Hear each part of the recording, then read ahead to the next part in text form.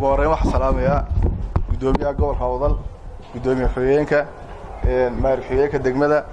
لما نسديوهاش لما كردوني دولة حلبانة نقولها الديجانك صلاة أنت صحافة أنت واحد كل سلام يا صلاة إسلامك السلام عليكم ورحمة الله وبركاته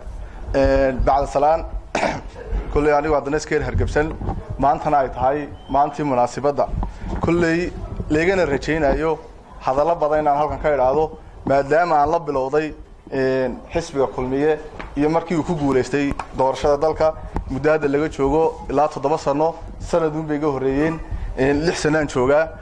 كل حدي عن طول مرة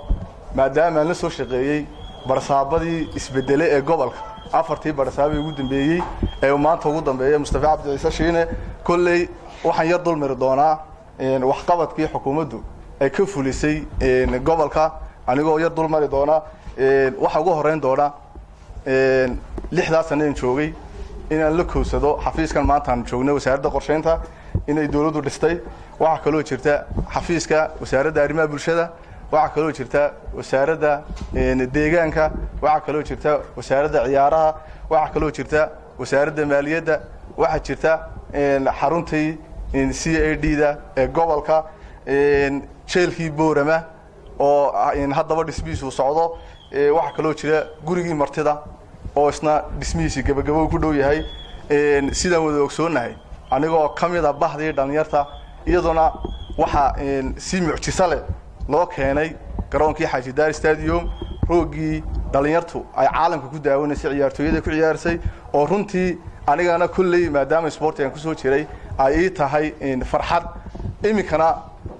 anigoo xilka hayaan sportigan ku dhex jiray kana mid aha ciyaartooyada ciyaarayo ama iska cuslaado iminkana muhiim tahay inaan dib ugu noqon doono saddex wada doono halka ay meel ka sareeyay sportigaba waxa kale oo jirta in gobolka la keenay markii ugu badneed ee xukuumadda ay qabsato 5 ambalaas sidii sabab gobolku wuxuu ka kooban yahay 6 degmo ayuu ka kooban yahay 6 degmo 5 kamid ah maanta ambalaas bilayeen oo shaqeeyaan oo runtii dadkeenii deegaanka ama baadiyihii ee la oran jiray hebelo gaariga halka uga soo dir ay maanta ay tahay inay wasaaradda caafimaadku ay shaqeynayso taasina waxa kamid tahay wax qabadkii xukuumadda ay kamid tahay waxa kale oo jirta in muddadaanu joognay in xukuumaddu wadadii dhibta badan ugu haysay 30 kiiloomitir ee boormiya dilaahayd inay 85% uu madaxweynaha iyo xukuumaddu hogaaminaya ay bixiyaan maanta aad arki kartaan oo qof kasta uu maray waxa iyaduna ay jirta wax qabad hadda gudoomiyaha gobolka cusub oo gacanta ku hayo soo nidiraandiriyay wax badan ka soo qabtay maanta xilkan kaga tagayo runtii aan rajeynayna inaan sii wada joogi doono lana sii shaqeyn doono hadda waxa gacanta ku haya oo isagu uu ku amaanan yahay oo soo nidiraandiriyay in halkan laga dhiso xaruntii debdemiska ee gobolka wasaaradda cadaaladda ee gobolka wasaaradda hay'adda dhowrista masiibooyinka ka hortagga masiibooyinka naarad waxa jira public library in laga dhiso gobolka Awdal waxa kale oo iyaduna jira in la sugo xayndaabkii garoonka diyaaradaha aadan saaq waxa kale oo jirta wadada Djibouti ilaa Boorama dhexdeeda oo runtii gudoomiyuhu ku amaanan yahay iyo maamulka Sardaba in maanta ay xukuumaddu ansixisay in iyadu kharash ilaa 2 milyan ay bixinayso runtiina taas waxaan uga mahad celinayaa gudoomiyaha hadda jooga oo intaasoo dambe oo dhamay wasaaradaasoo dambe isagu uu soo dhiraandiriyay aanan jecelahayna inuu maalmahan dambe ay fuli doonaan haddii alla yiraahdo qodobka saddexaad runtii anigu maanta hadalkayga mahadnaq buu badnaan doonaa waxaan mahad celinayaa afartii gudoomiyaha la soo shaqeeyay Axmed Xadi Sidci Cabdu Axmed Aayar Maxamed Cali Salmaan Ramaax Mustafa Cabdi Shiino hadda jooga runtii sida wanaagsan ay aniga ahaan xogayahan ay qacan qabteen iyagoo tusaayo bulshada ee gobolka inay dhalinyartu ay gudan karaan waajibaadka gudoomiyaha gobolka waxaan xasuustaa in anigoo xogayihii gobolka inaan ii dhiibeen maandoodkoogii oo wixii ugu horeeyeen qabtay noqoto inaan horta xilka u kala wareejiyo laba xogaye degmo inaan xilka u kala wareejiyo laba isuduwe inaan xilka u kala wareejiyo laba maayar inaan qabto shayga ugu daran ee ugu dhib badan ee inaan kalfadhi golaha deegaanka xilka qaadisaan qabto afarta qodob waxay suurta galiyeen gudoomiyaashan la soo shaqeeyay suurta galiyay aad baan uga mahadnaqayaa qodobka afraad isaga laftiisuna waa mahadnaq waxaan mahad celinayaa salaadiinta gobolka Awdal oo runtii markaad xogeeyo tahay cidda connectionka ee gudoomiyaha gobolka iyo bulshada cidda connectionka qaybinaysa wax xogaya waxaan mahad celinayaa salaadiinta waxaan mahad celinayaa ilaa 500 ee caaqil gobolka jooga waxaan mahad celinayaa culimada diinka waxaan mahad celinayaa dhalinyartan saxaafada oo runtii aad iyo aad iyaguna aan taageero badan uga helay iyaga laftigooda waa mahad celinayaa qodobka shanaad isna waa mahadnaq waxaan soo kala saartay runtii maadaama 6 sano joogay qof kasta wixii aad kala kulantay inaad ku sharaftay ayaa muhiim ah iyadana waxaan mahad celinayaa dhammaan isudiyaasha gobolka oo runtii aniga ahaan aan ahaa qofkii ugu daayaraa intooda badanna ay aabayaashay waalidkay kala haayeen sidii wanaagsaneed ee ixtiraamka lahayd ee sharafta lahayd ee uu wada shaqeynay runtii aad iyo aad baan ugu mahad celinayaa halka maanta waxa iga gudeysaysiina runtii aniga ahaan waan filayo oo waayo waqti badan baan soo wada shaqeynay sidoo kale iyadana waxaan mahad celinayaa taliyaasha qaybka maxkamadaha xeer ilaalinta taliyaasha asluubta iyo militariga oo runtii iyaguna ah gudidii nabadgelyada gobolka oo mar walba xidhiidhuna dhex marayay sababteedana uu lahaa inuu dhex maro barasaafka uu lahaa runtii iyagana aad iyo aad baan ugu mahad celinayaa qodobka 6aad iyaduna waa mahadnaq maadaama waqti badan aan ku soo sugnaa waxaan la soo shaqeeyay 6 maayar baan la soo shaqeeyay iyo maayar ku-xigeenadoodii iyo xogeyaashii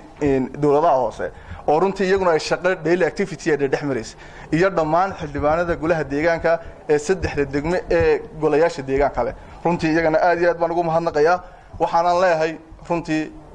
taasi intaas anigu waxay tahay seminar waana rajaynayaa intaayeen ka badan boosishana kale inaan isku iman doono qodobka 7aad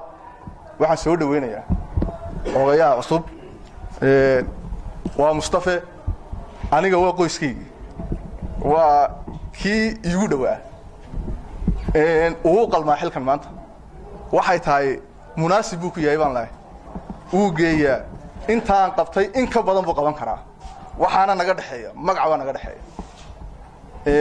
kulay caaqilnimo ka soo dhex jirtay Soomaali badan baa baranaysayo magac baa naga dhaxeeya mawlaha naga dhaxaysa mag baa naga dhaxaysa